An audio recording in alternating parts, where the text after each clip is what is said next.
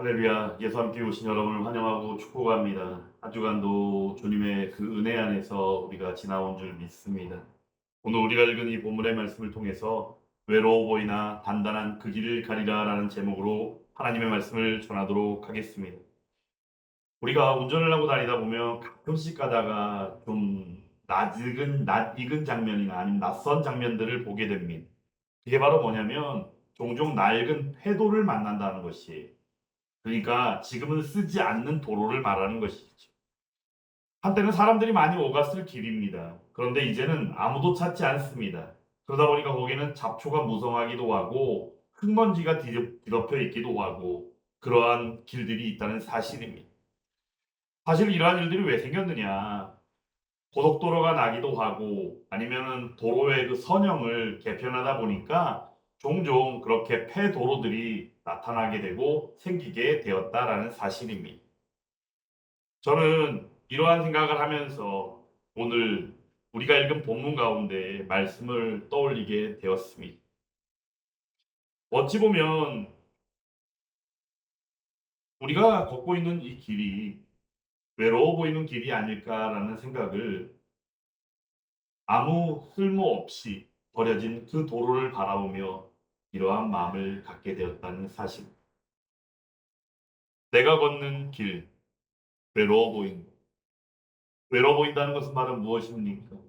아무도 지켜보는 이도 없고 함께하는 이도 없는 것 같은 그 마음.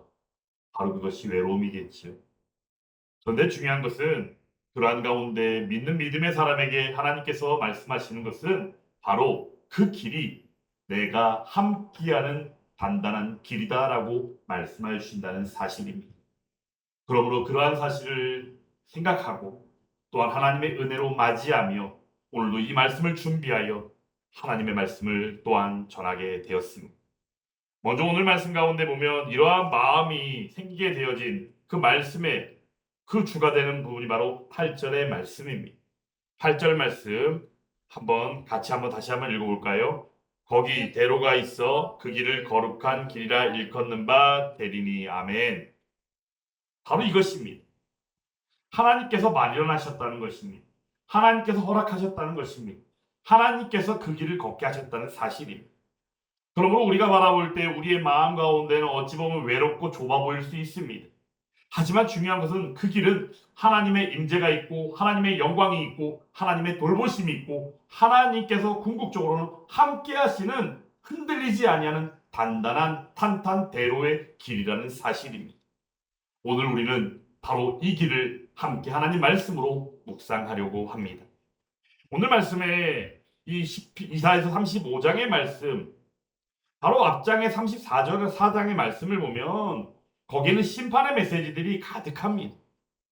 그런데 이 심판의 메시지가 가득한 이사야서 34장의 말씀 이후에 35장의 말씀이 이사야 34장의 말씀에 그 심판의 메시지가 어디로 사라졌는지 모를 정도로 처음 시작부터 절망으로 시작하는 것이 아니라 기쁨으로 그리고 회복의 선포로 시작하고 있다는 사실입니다.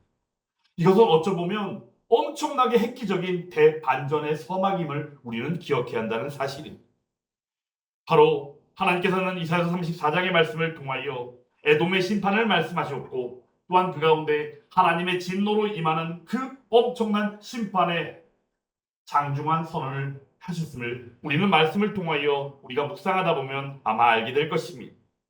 하지만 오늘 말씀을 통하여 이사야 35장의 시작부터 그러한 내용이 아니라 1절부터 보면 우리가 말씀의 내용이 어떠합니까? 광야가 메마른 땅이 기뻐한다라고 말합니다. 오히려 사막이 백합화같이 피어서 즐거워한다라고 말합니다. 심판의 메시지가 어디로 갔는지 전혀 생각지도 못할 정도로 엄청난 반전이 아닙니까?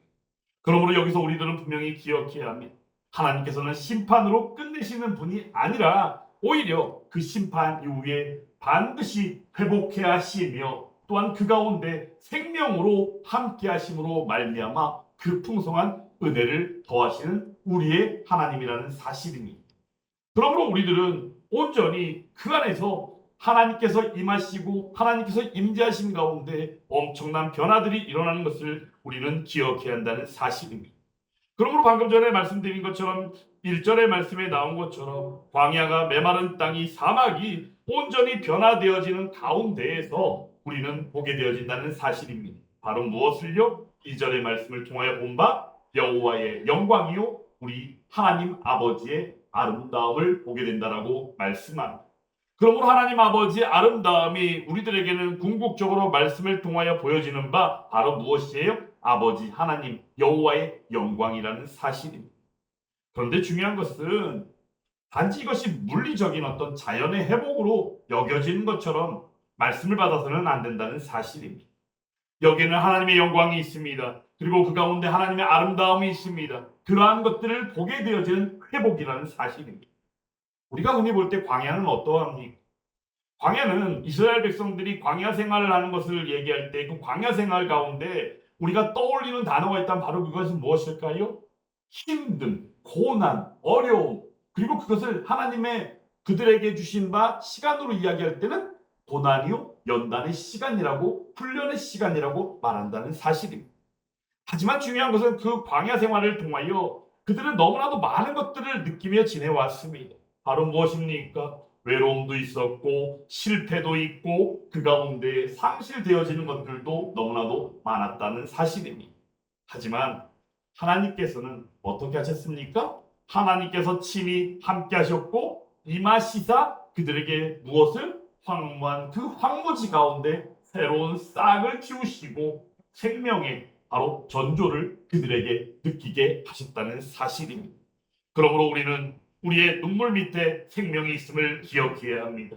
절망이 있다 할지라도 그 절망 가운데 우리들은 소망이 있다는 사실을 하나님과 함께함을 통하여 느낄 수 있고 인지할 수 있어야 한다는 사실입니다.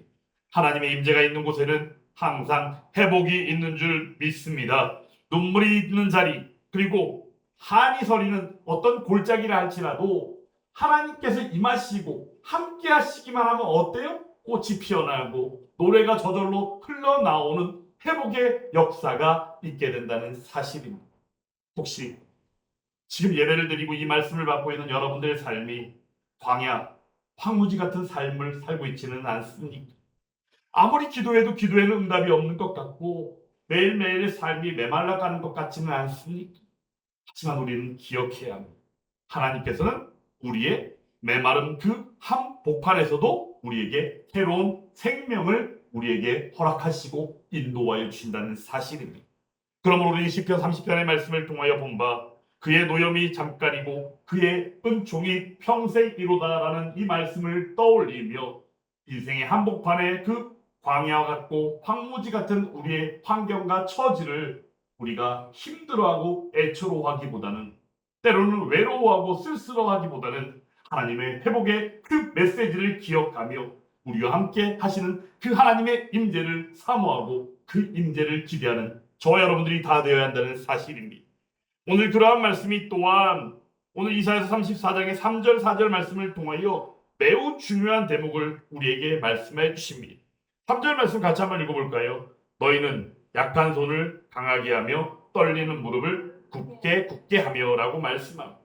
그러므로 겁내는 자들에게 무엇이라 말합니까? 굳세어라 두려워하지 말라라고 말씀하여 주십니다. 이유는 바로 무엇이에요? 하나님께서 친히 싸우러 오시기 때문입니다. 하나님께서 친히 우리의 인생 가운데에 주관하시고 함께 하시기 때문이다라는 사실입니다. 사실 백성들의 손은 약해졌어요. 무릎도 떨리고 있어요. 왜 그렇습니까? 인생이 너무 힘들고 어렵고 또한 그 가운데 수많은 대적들이 밀려옴을 그들 자신들이 느끼기 때문입니다. 왜냐하면 그들이 제약 가운데 있고 제약 가운데 있는 자들의 마침이 바로 하나님의 말씀을 통하여 무엇인지를 그들은 알고 있기 때문입니다. 그리고 또한 중요한 것은 이사야 선지자 같은 하나님의 사람들이 나와 하나님의 말씀을 전하며 온전히 그들에게 임할 일들에 대하여 예언하고 그들이 깨달아 알기를 위하여 하나님의 그 풍성한 사랑의 메시지가 그들에게 임하고 있기 때문이다라는 사실입니다. 그러므로 우리들은 그들의 외롭고 어찌 보면 연약한 그들의 삶 속에서 우리는 기억해야 한다는 것입니다. 무엇을요? 믿음을 지키고 하나님을 바라보고 살아가는 삶이 결코 늘 든든하지만 않다는 사실이에요. 왜냐하면 우리는 사람이기 때문입니다. 그래서 우리는 늘 때마다 어떤 걸 느껴요? 외로움을 느낀다는 거예요. 입술로는 하나님 함께 하심을 믿습니다라고 말하면서 길을 돌아서고 나면 혼자서 고군분투하고 있는 것처럼 여길 때가 있다는 사실입니다. 저는 이 말씀의 이 대목을 전할 때면 저 자신도 너무나도 부끄럽고 작아집니다. 왜냐하면 저 자신도 그러하기 때문입니다. 앞에서는 말씀을 전하고 강단에서는 하나님의 말씀을 담대하게 전하는 것 같지만 막상 저 자신의 삶을 바라보고 또한 그 삶 가운데 나아갈 때는 고군분투하는 나 자신만을 바라보고 함께 하시는 그 하나님을 잊어버릴 때가 있기 때문입니다.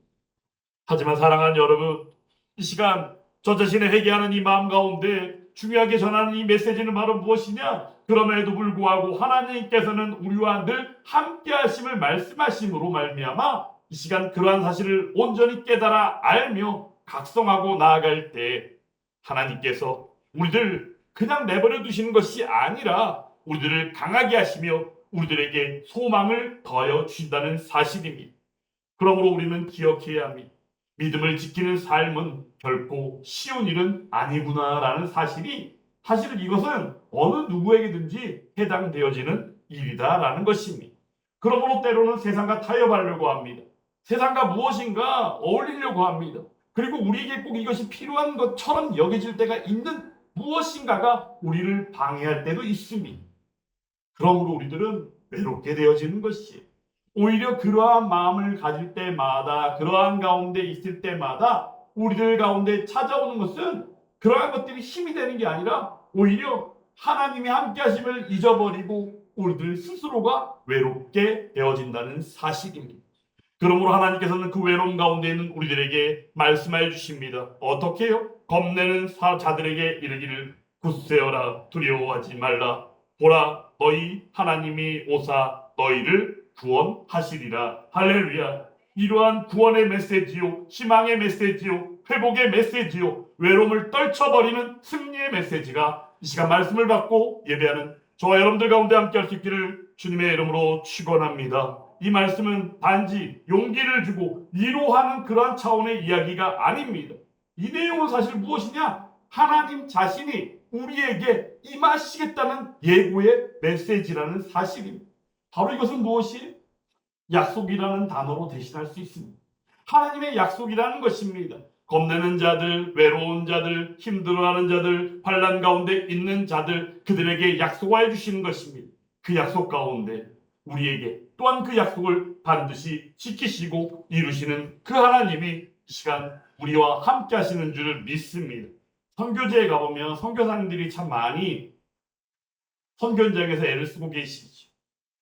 그들은 사실 소명을 받고 사명으로 여기며 여러모로 애쓰고 복음의 전파요 예수 그리스도의 그 사랑을 전하며 나아가고 있습니다. 그런데 그들은 늘 엄청난 어려움 가운데 직면하게 됩니다. 내용이 있다면 바로 무엇일까요? 열대지방이나 이런 지방에 나가 있는 선교사님들 같은 경우는 어때요? 열대지방만이 가지고 있는 특유의 질병이나 전염병 같은 것에 노출되어집니다. 그리고 또한 더 나아가 외로움이라는 것도 어찌 보면 그들에게는 엄청난 힘듦이고 어려움일 수 있습니다. 거기다 또 경제적인 어려움까지 닥치면 이것도 못하고 저것도 못하고 힘들어 좌절하고 낭망하게 될 때가 있다는 사실입니다. 사실 선교사님들이 선교 현장에서 이렇게 낭망하고 낙심하게 될 때 그러한 현장 가운데에서 오늘 우리들이 받고 있는 이 말씀을 떠올린다면 그들은 자연히 기도하며 나아감에 힘을 얻게 되어진다는 사실입니다. 그런데 먼저는 그들의 그 하나님 앞에 나아감 가운데 시작이 바로 그들 자신의 고백이 우선되어진다는 사실입니다. 그들은 분명히 이렇게 고백할 것입니다. 하나님, 저는 연약합니다.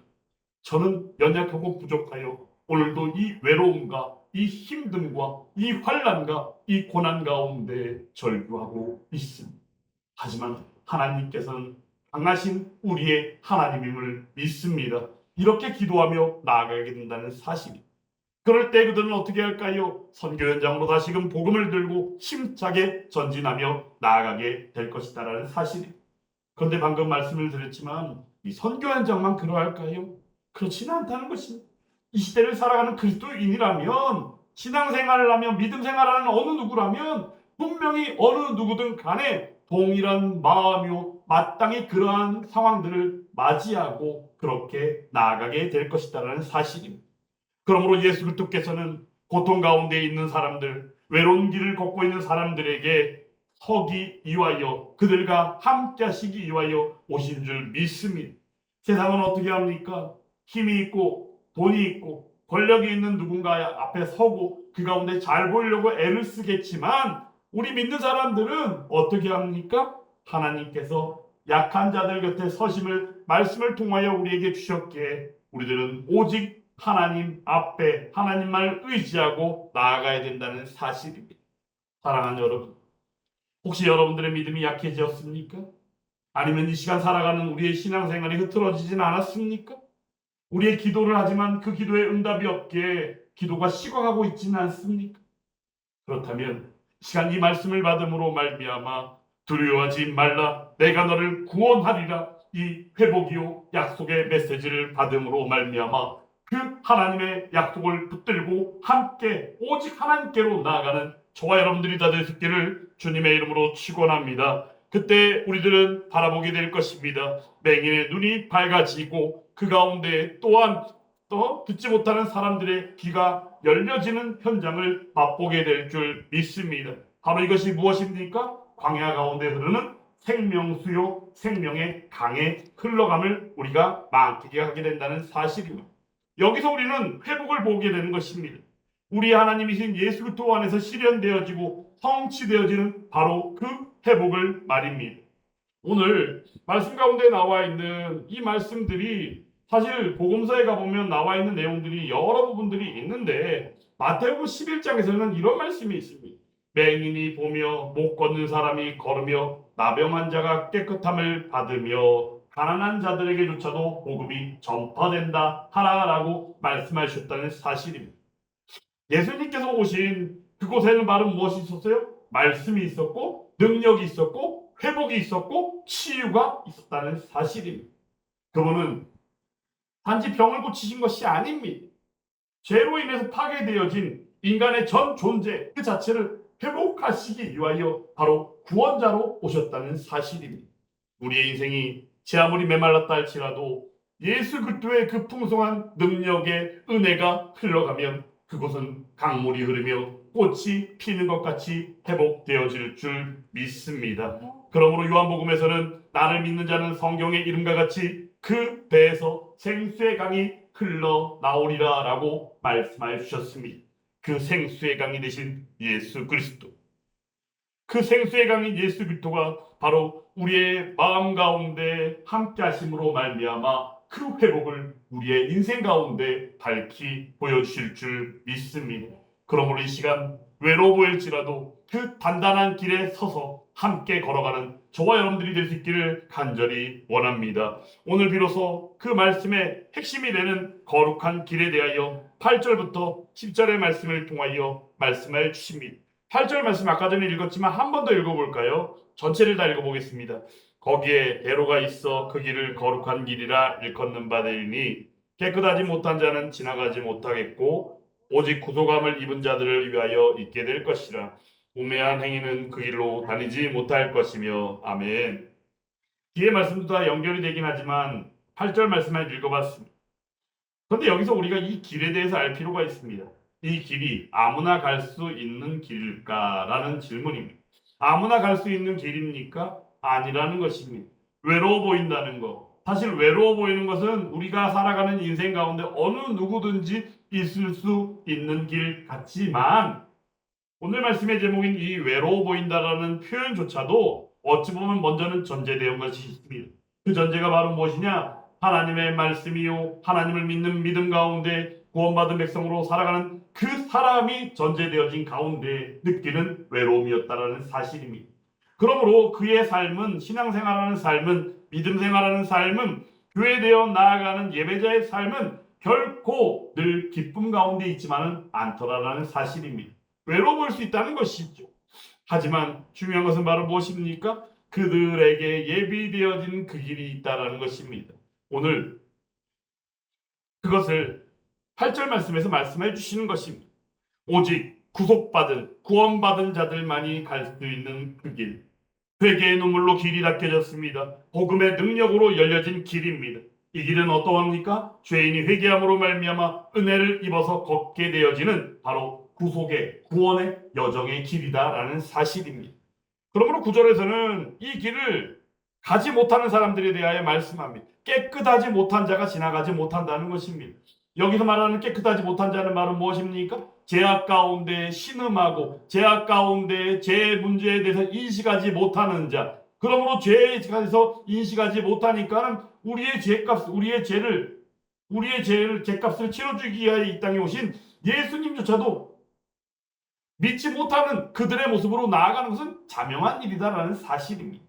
그러므로 깨끗하지 못한 자는 지나가지 못하지만 누구는 있게 된다고요? 구속함을 입은 자들, 구원함을 입은 자들. 말을 바꿔보면 예수 그리스도의 구원의 은혜를 입어 예수 그리스도를 믿음으로 함께하는 자들을 말하는 것입니다. 그러므로 우리들은 기억해야 합니다. 거룩한 길은 좁고 외로워 보일 수밖에 없습니다. 그리고 많은 사람들이 외면할 수밖에 없습니다. 왜냐하면 결코 화려하지 않기 때문입니다. 말씀을 전하며 서두에도 말씀드린 것처럼 페도로, 지금은 사용하지 않는 쓸모없이 낡아버리고 그냥 버려진 도로, 페도로를 볼 때 요즘 모습이 어떠합니까? 근데 우리는 그 페도로가 이전에는 엄청나게 쓸모있게 쓰여졌음을 우리는 기억하지 않습니까? 그러므로 우리가 이 시간 기억해야 할 것은 바로 무엇이냐? 많은 사람들이 외면하는, 외로워 보이고 쓸쓸해 보이는 그 길이 있다 할지라도 그 길은 바로 무엇이다? 예수님께서 친히 가신 길임을 우리는 기억해야 합니다. 그리고 또한 친히 그 길이 되어주신 우리의 예수님을 기억해야 한다는 사실입니다. 그러므로 예수님께서는 친히 요한복음 14장을 통하여 이렇게 말씀해 주셨습니다. 내가 곧 길이요 진리요 생명이다라고 말씀해 주셨습니다. 그러므로 나로 말미암지 않고는 누구께로? 아버지께로 올 자가 없다라고 말씀해 주셨습니다. 그러므로 우리의 유일하신 구원자 되시며 우리의 유일한 진리 되신 그 길이 바로 우리의 예수님이라는 사실입니다. 그 길은 혼자가 아닙니다. 주님이 함께 하시는 길입니다. 그러므로 그 길은 안전할 수밖에 없습니다.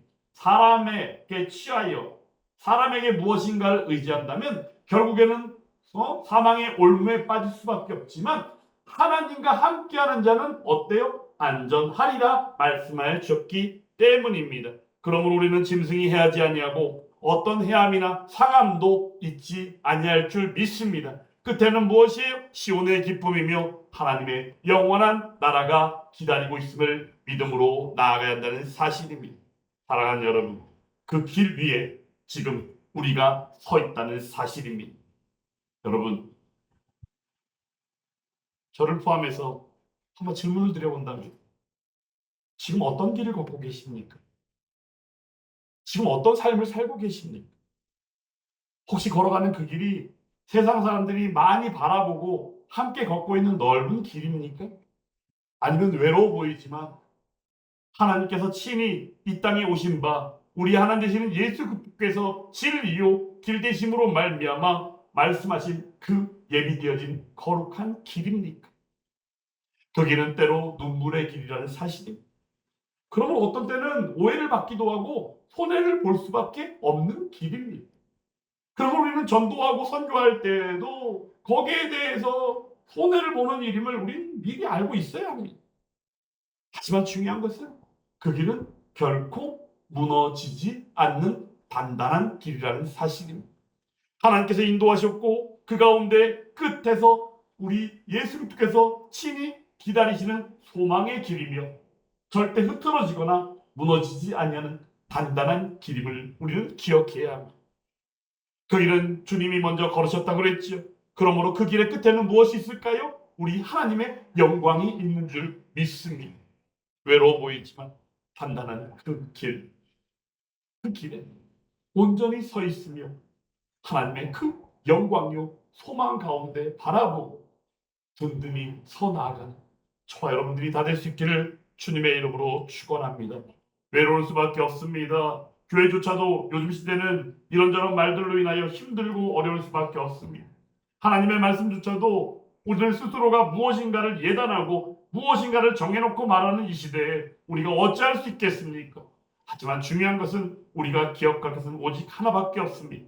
여호와께로 돌아가자. 하나님께로 돌아가자. 말씀으로 돌아가자. 그때 우리는 여호와 하나님을 알고 여호와 하나님을 알기 위하여 힘써 알고 나아가는 것처럼 하나님의 말씀인 이 진리도 더욱더 묵상하고 또한 주 앞에 기도함을 통하여 하나님의 그 기쁨과 그 끝에 우리에게 허락하실 그 영광을 바라보는 바 소망 가운데 함께해야 된다는 사실입니다. 예수 함께 교회 비록 연약하고 부족하지만 저는 늘 마음 가운데 담고 있는 내용이 이러합니다. 복음의 전파 가운데 이 세상에 존재하는 수많은 교회들 가운데 하나의 자리가 예수 함께 교회가 아니라 그 가운데 오직 하나님의 기쁨이 되고 하나님의 말씀만이 진리가 온전히 전파되어지는 교회 예수 함께 교회가 되기를 간절히 원합니다. 그 가운데 함께하는 성도 저와 여러분들이 다 될 수 있기를 주님의 이름으로 다시 한번 축원합니다.